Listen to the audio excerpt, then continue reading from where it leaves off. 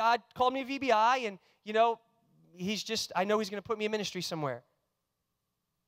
That's great that God called you to VBI, but I told you I sat there, and I remember the day God spoke to me when I sat at VBI in one of Ron McIntosh's classes and said, I gave you everything you need. I've equipped you with everything you need. Don't be one of those guys that sits around and just waits on me. Take the real life principles that I've given you in the Word of God and implement them on a daily basis so you can have anything you want anytime you want. And I sat there next to people in class, and I would say, hey, why are you here? Well, God called me here. So what are you going to do after you leave here? I have no idea. That same person that we talked in week 1, second year of VBI, they're still not knowing where they're going to go, what they're going to do. So what I'm telling you is it's time you create the dream life you want. Here's the coolest thing. God backs you up every time.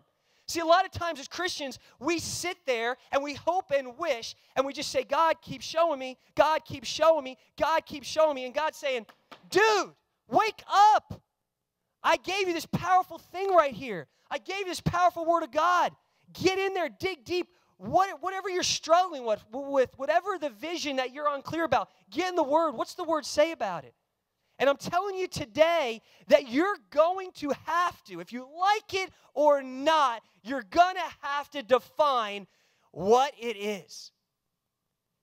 I'm telling you right now, some of you, if you do not, and I hate it every time it happens, but some of you, if you do not, you're going to graduate VBI, and you're going to sit there with all of your notebooks, all the great notes, like a lot of the guys and gals I graduated with, and you're going to say, now, God, where do I go? So I'm here to tell you today, don't get me wrong. God is going to put in your heart what he has called you to do. But God cannot take the steps and implement them for you. God cannot raise that money for you.